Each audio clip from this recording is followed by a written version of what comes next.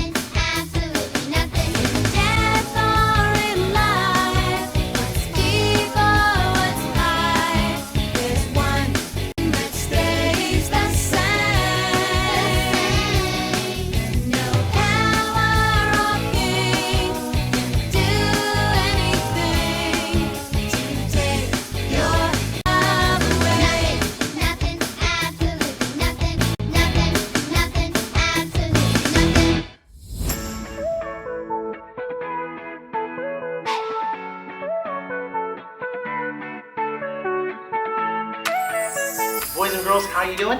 It's Teacher Peter. I miss you guys. I love you guys. I can't wait till we get to see you again. I'm going to talk about today's memory verse. It is John 13:35.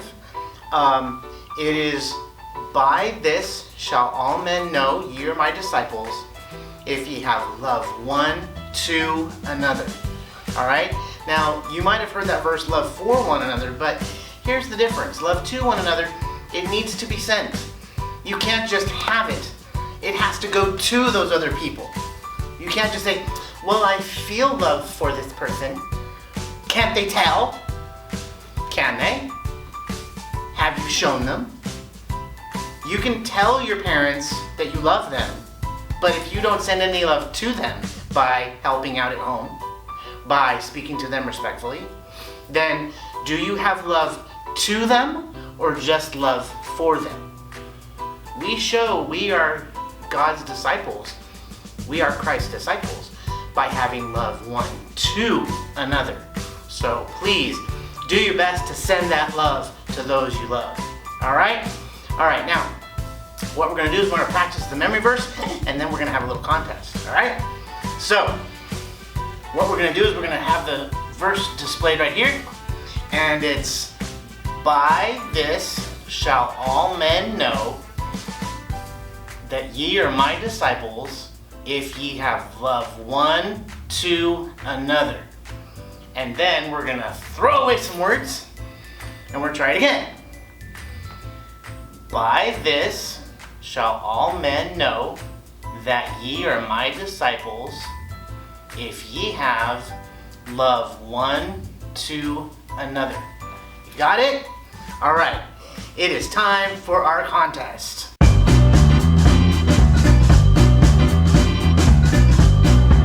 All right, boys and girls, this is a package of bubble gum. And what we're gonna do is we're gonna have Teacher Janelle, come on over, Teacher Dana, come on over, have a seat.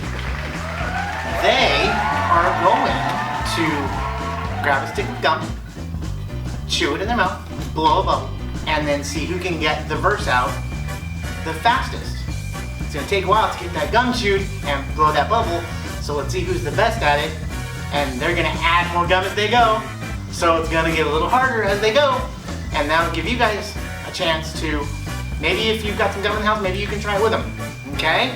So, ready? It's race time. 1, 2, 3, go! Chew that gum, come on! Chew that gum, blow that bubble, say that memory verse. "By this shall all men know that ye are my disciples, if ye have love one to another." Come on. I just gave it to you, so now you know what it is. 3. Ooh, the challenge. The gauntlet has been dropped. Come on. Come on. Blow that bubble. Let it in my mouth. By this shall all men know that ye are my disciples, if ye have loved one to another. Come on. Come on, people. If you have loved one to another. I gave you. No joking. You know I'm like, I mean, come on, blow the bubble. By this shall all men know that ye are my disciples, if ye have loved one to another. Go, say the verse, if she remembers it. Because she's been like really excited, so we'll see how to remember it. By this ye shall know. By this they shall know that you are my disciples, if you show love one to another. And yes, winner! And still champion! Alright, so, boys and girls, by this shall all men know that ye are my disciples, if you have love one to another. So this week, look for ways you can send that love to another person. Don't just feel it in your heart, send it out. We love you, we miss you, and we will see you soon. Say bye now. The Miracle of Mercy. David and Saul. This is David. Hey. David was a shepherd who lived in Israel. David was chosen by God to be the next king of Israel when he was just a boy. But David had to wait a very long time until that promise would come true, because there was another king of Israel named Saul. Saul was strong and tall and looked like everything a king should be. But Saul did not follow God like he was supposed to, and for that reason, God chose to take the kingdom from Saul's family and give it to David's. David became a great warrior.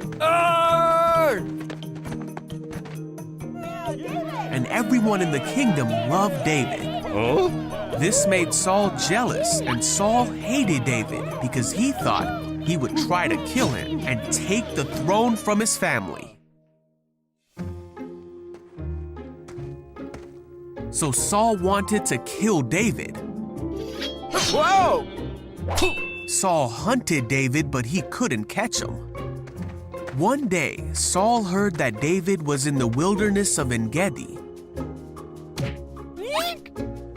So Saul gathered 3,000 of his skilled fighters and went to find and kill David.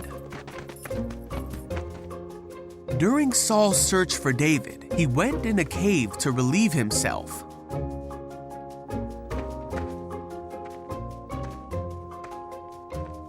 Well, this very cave was the one where David and his men were hiding.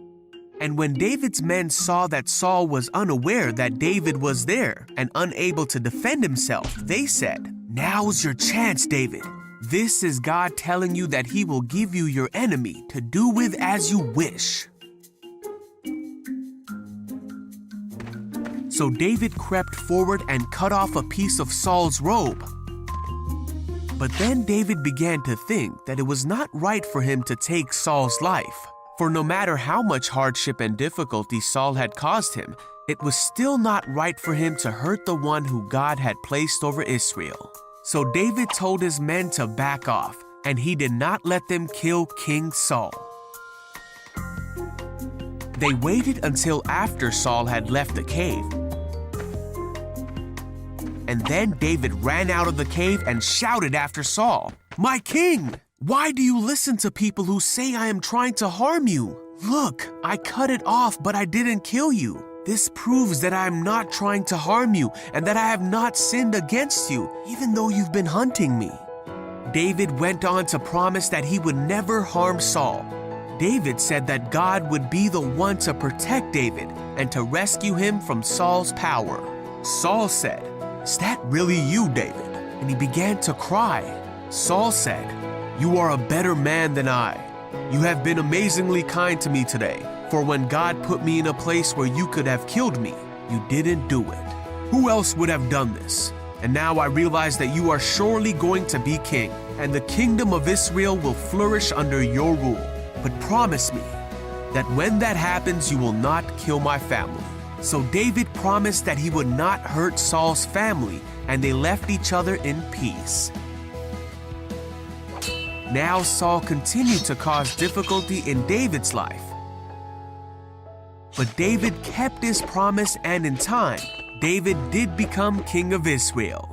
David was dearly loved by God, and Israel did flourish under his rule because David did everything that God wanted him to do, and he was a man after God's own heart.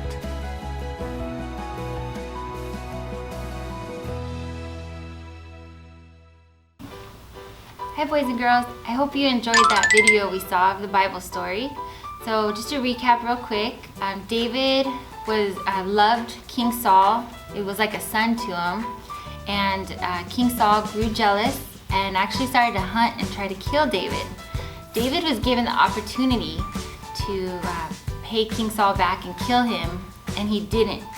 He showed mercy and his love for King Saul and his love for God by not killing him, by sparing his life. And King Saul said he was sorry and he wouldn't do it again. But then when he had a chance, he did try to kill David again. And again, David then had a chance to kill King Saul. And again, he showed mercy and love, and he did not kill him. And boys and girls, I don't know if you know what mercy is. We say that word a lot. But mercy is showing compassion and forgiveness to others when maybe they deserve a punishment and we don't give it to them. So Dylan learned really quick growing up that when he did something bad and maybe he was gonna get disciplined, he would tell his dad, "Please, Dad, show me mercy. Will you give me mercy just this time?" And of course, Junior was gonna give him mercy at that point. So, showing love and compassion and forgiveness is how we show mercy. And mercy comes from having that relationship with God and having the love of God and being able to then show that love to others. So in this lesson, I really wanted you guys to take home how to show mercy to others, how to show your love to others, and how to be an example of that. Just like David was an example of mercy and love when he didn't kill King Saul, when he forgave him and, continue just to walk with God and have that relationship with God. Hey guys, I already know who I'm going to invite to our vacation Bible adventure. Yeah, talk to me, little fella.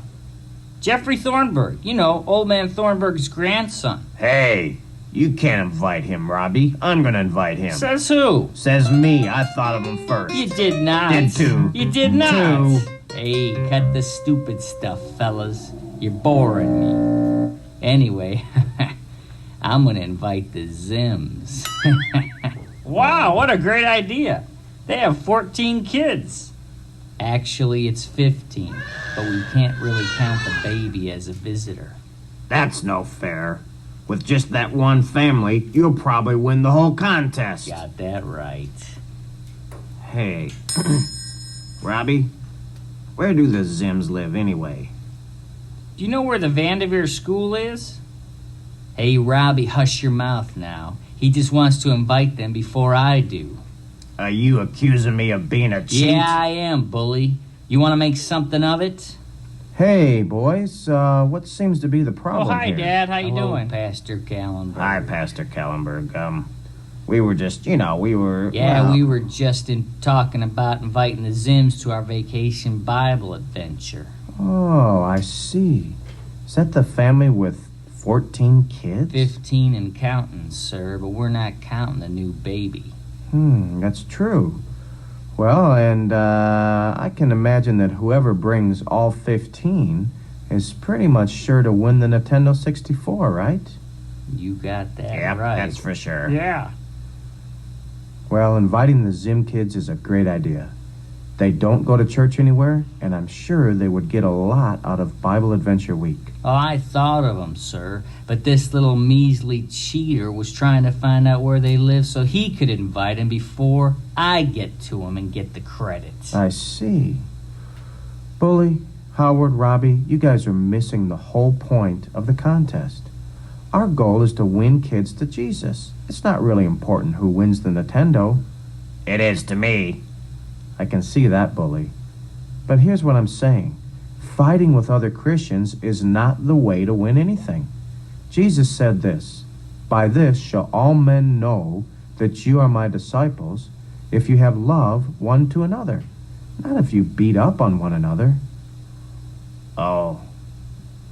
Well, you're right. I'm sorry, Pastor. To win people to the Lord, we have to be a witness. We need to show people that the love of God has changed our lives. When they see the changes in us, they will want what we have. You've heard me say this in church before, but it's so true. Walk in love and win the world. I'm sorry, Howard, for trying to steal credit for the Zim family. Well, I forgive you this time, Bully. I have an idea. Bully, why don't we go over with Howard to the Zim's house? And, give him some support while he invites them. We'll make sure he gets the credit, though, of course, since it was his idea and all. That would be dandy. Let's go, fellas. Imagine you and your friend are in the army together. You guys went to boot camp together, and now you are in the same platoon. You guys get sent to a faraway country, and you guys ended up getting into a fight. Hey, we're supposed to go this way. This way. No, this way. Come on, This way. What are you insane? This is the shorter way. There's more enemies. Would you get so mad that you would shoot your friend? Why you? Oh, it's What are getting you dark. guys doing? You're supposed to be best friends. Supposed to be best friends. We're supposed to be showing love for one another. That's what makes us Christians. That's what sets us apart from other people. So why would you go and shoot your friend? Shooting your friend would be the same as you going up to one of your friends and saying that you hate them or that you never want to see them again. So that's why we have to be careful what we say to our friends, because that'd be the same thing as like what they just did. They shot each other, and that's not right, and that's not okay. God tells us that we must love one another because He loved us. That's why He paid the ultimate price for us. That is love. That was Him showing His love by example. So let's make sure that we are showing God's love by being careful of what we say and what we do. Now let's see what Teacher Peter has to say about this. Hi, boys and girls. Did you know James 3 says that a small spark can set an entire forest on fire. And we know that to be true in California, where we have a small campfire or some sparks from something can set an entire wildfire. We've had big fires near our freeways. They've taken days and days to put out. But you know what can always beat fire? Water. And the same is true with love when someone's angry. The Bible also says that a soft answer turns away wrath. And so you have fire and it's destructive. It can, destroy a building. It can light an entire forest on fire. It can destroy acres and acres of property. And it can burn people. It's really destructive. But there we go. But the thing is, boys and girls, when you take that angry person and you show them love, it's like putting water on a fire. And so here's my love right here. I'm gonna put out that anger. And if I had better aim, this would be easier. There we go. Boom. All right. Now, so what we have is we have Teacher Richard, and he's really angry. I don't really want to go up to talk to him because I don't want to get yelled at. I'm so angry I'm gonna yell at someone. But if I show him love, then I can put the fire of his anger out. I love you, Teacher Richard.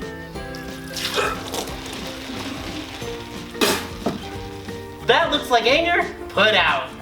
Boys and girls, be sure to show that you are Christ's disciples and show love one to another. Even when they're angry, you don't have to be angry with them. You don't have to lose your temper when they lose theirs. You can show love by pouring that water of love on that angry argument, and you can cause peace. You can bring peace. We love you, we miss you, and we'll see you guys later. Be sure to show love to each other. I feel so cool now. Isn't it nice? Yeah.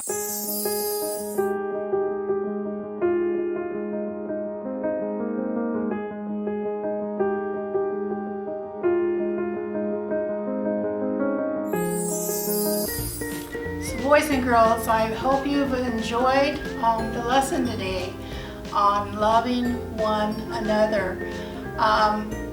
We have learned so much about showing mercy, about how we can love one another. But you know what? It's so easy to show love to others when we feel and know the love of Jesus. So we all of us teachers decided we'd like to sing with you at the end of our video today, Jesus Loves Me. And if you know the hand motions to it, do it with us, okay?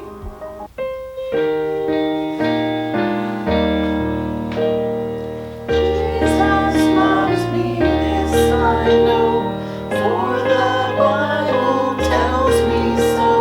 Little ones to Him belong, they are weak but He is strong. Yes, Jesus loves me. Yes, Jesus loves me. Yes, Jesus loves me. The Bible tells me so. Jesus loves me, this I know, for the Bible tells me so. Little ones to Him belong, they are weak but He is strong. Yes, Jesus loves me. Yes, Jesus loves me. Yes, Jesus loves me. The Bible tells me so. All right, boys and girls, we'll see you next week. We love you much. God bless you. We interrupt this broadcast with a special event news report with your anchor, JR. Hi boys and girls, for announcements this month, we have birthdays. We have Elena's birthday, so wish her a happy 23rd birthday. As far as church starts, that will be starting on May 31st, and there will be no nursery classes and no elementary classes. We'll continue to make the videos for you guys, so if you guys are interested, just contact Katrina, reach out to her at church, or just send her an email and she'll be able to get back to you as soon as possible. VBS will be postponed till later on in August, and you can still order your t-shirts. There'll be a link on the bottom, so go ahead and select the link and it'll take you to the page where you can order your shirts. And camp will also be postponed till next year, so we're still excited for that. And you guys take care, be safe. Bye boys and girls.